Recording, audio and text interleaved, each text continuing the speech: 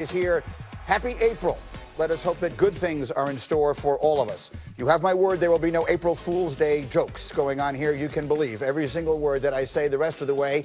And as I say every day, I will start by telling you we're going to get through this thing together, all of us as sports fans. And we start with Get Up and Go on a very busy morning. And we have the NBA and its Players Association discussing scenarios for withholding up to 25% of the players' remaining salaries in a league escrow should regular season games eventually get canceled. It's a complicated but important issue. Brian Windhorst will explain it later. Meanwhile, the NHL has extended its self-quarantine period for players and staff to April 15th. It's the second time the league has pushed back its initial self-quarantine date. Football, NFL team owners voting officially to expand the playoffs to 14 teams. Each conference will get an extra wildcard team. Only the one seeds will get byes. That's an enormous change. We're going to talk about it. The league also announced it plans to release the 2020 schedule no later than May 9th and remains optimistic it'll be able to start on time and play a full season. Here's one of their big executives, Jeff Pash. All of our focus has been on a normal traditional season, starting on time, playing in front of fans in our regular stadiums, and going through the full 16-game regular season and a full set of playoffs. So that is the hope. I've got my squad with me this morning. I've got Louis Riddick, Booger McFarland, and Dominique Foxworth's going to join us in a few minutes as well. But Louis, I will start with you. You hear the NFL remaining optimistic, if you will, that everything will go forward as planned. I guess what I would ask you is this. We're hearing about the NBA and others making all sorts of alternative arrangements, which makes sense. We don't know what's going to happen. Could you see a scenario in which the NFL might change things significantly? Could they do bubble cities, play all their games in one or two other places, quarantine players, play without fans? Could you see scenarios where any of those things are on the table?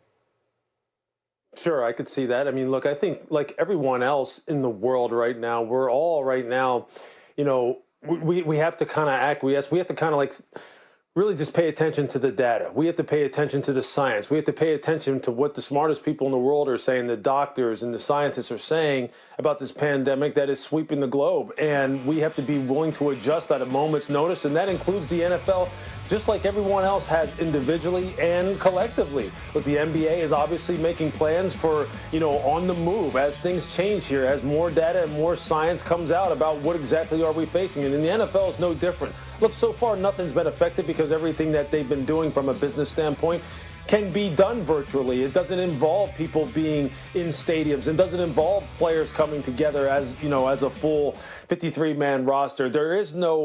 There are no safety precautions that really need to be taken right now as far as making sure that people aren't together in one space. So I think they can continue to conduct business as usual. When you start talking about bringing guys into facilities and playing football games and having training camp in August and then having those football games in September, I don't really think there's any way you can say, definitively that anything's going to happen right now. So they're going to have to be nimble just like everyone else is. Yeah, makes all the sense in the world. Booger, the one thing that certainly seems like a possibility that's out there is that they would have to play games in empty stadiums. From the standpoint of a former player, what would you think of that? The notion that games would be played with no fans, do you think it would change things substantially? Yeah, Green, I completely agree. It would change everything, especially from an emotional standpoint. If you think about, as a player, when I come out of that tunnel and the crowd's going wild, I feed off the crowd. I get my energy from the crowd. And it would just seem like it's really dull and really emotionless. And to me, that goes against the purpose that athletes play the game for. And to Lou's point, Greeny, about would the NFL be able to adjust, maybe go into a city and be quarantined? Think about this. I think the NFL is being a little bit naive. I don't think there's any way you would ever get to a point where we would take a model and we would quarantine players in a specific site and just say, you know what, we're going to stay here and play games. Let's just think about what's going on right now in this country. Everyone is trying to stay socially distant and be with their families. So how are you going to take players and put them in a city and stay there 2 or 3 months and just play football? At the end of the day, I understand in America, we love our sports and we love our football especially, but we have a pandemic going on right now. And the number one priority we have is to take care of ourselves and to take care of our families. How could we as men go to a city and stay there 2 or 3 months, and whether we have our families or not, we're not going to be able to bring everyone in our family. So to me, I think we're starting to put things that aren't important before the important things. Things that aren't important, what I mean by that is football. Football is a game. It's how we make our living. We talk about it, we play it. But at the end of the day, our health, personally, our family's health is most important. So I think the NFL, because they can right now, because the timetable is set forth, they don't have to make decisions. I think they're going around as business as usual. But at some point, if they do have to make a decision, I think then they have to put people's personal health and their family's health way above the game of football. Yeah, it'll be interesting to see. Like I've been saying since the beginning of this, it costs me nothing to be optimistic. So that's the position I'm going to take, and we'll just take it as it comes day by day. Let's get to the football piece here, because yesterday we had Sean Payton on this show, and we asked him about the challenges of going into a season with little to no off-season program, which feels like a likelihood. Here's what he said.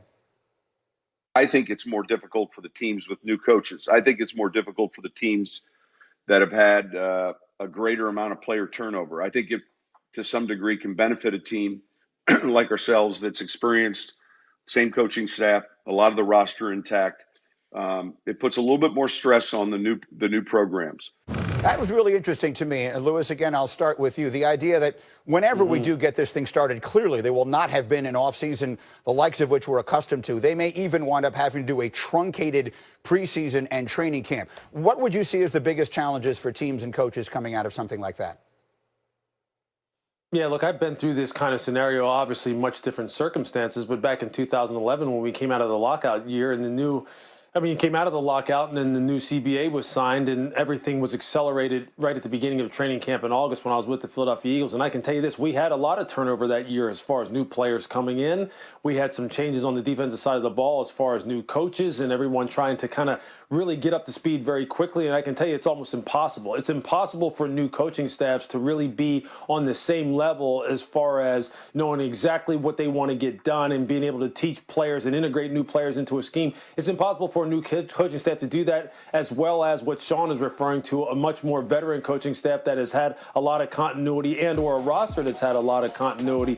So you're going to see the new coaching staffs. There's no question. There's no other way, there's no way for them not to be behind the staff that are established. Look, I've talked to a couple of teams. I've talked to one team in particular who right now is sitting back and saying, look, they're pretty good with how things are going to go if, in fact, you aren't going to have an offseason at all and you're going to start in training camp.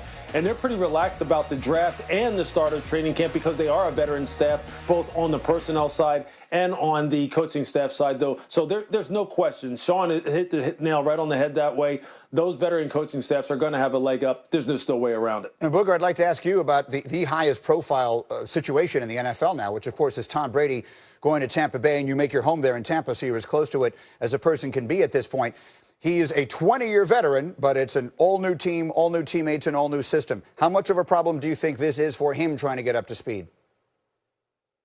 Well, I think it's going to be a little bit of an issue, but I think Bruce Arians and Byron Leftwich have said it the best. They're not going to ask the other players on the team to learn new terminology. They're going to ask the guy that's been to 9 Super Bowls and won 6, the 20-year veteran. Tom Brady's going to come in. He's going to be forced to learn some of the new terminology and learn some of the new plays.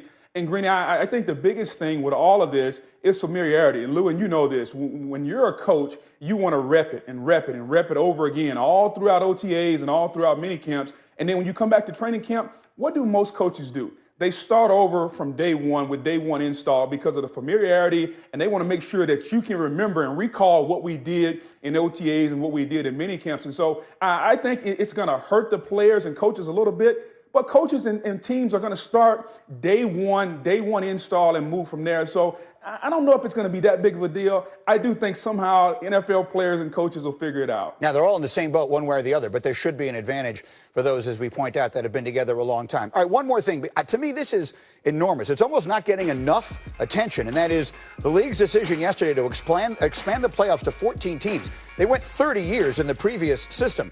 Only the 1 seeds from each conference will get a bye. Look at this here. Each of the last 7 Super Bowls, all of the teams involved, going back to 2012, the teams that got into the Super Bowl had first-round byes. 2 seeds won the championships each of the last 2 years. Last year's Chiefs, the year before, the Patriots. So this is a huge change for the NFL going forward. Very simply, Booger McFarland, do you like it? No, Greeny, I don't. And here's the reason why. I think when you look at what we've had, which it rewards the top 2 seeds, especially teams that go on and have outstanding season. You get that bye, and that bye is important from a mental health and a physical health standpoint. Also, I don't like adding teams to the postseason, Greeny. I think it should be hard to win a championship, and the more people that you bring into it, the more people that you give an opportunity to, you're rewarding mediocrity. Because when we talk about the Rams and the Steelers, we both know those situations, it was highly unlikely, based on the regular season that the Rams and the Steelers had, they were going to make any kind of hay in the postseason, but we're going to reward them and bring them into the postseason. I don't like it, and it's definitely going to pay a big deal for teams not getting that bye. Lewis, you like it or no? Yeah, look, I kind of do like it, although I do see what Booger is talking about as far as, you know, maybe you're quote-unquote devaluing the regular season a little bit and you're rewarding teams that necessarily weren't at their very best during the regular season, and then they could get hot once they get in the playoffs and go on a run and win the championship, and then you wind up saying, well, you know, what did we play the regular season for if everybody can just get in? I get that point.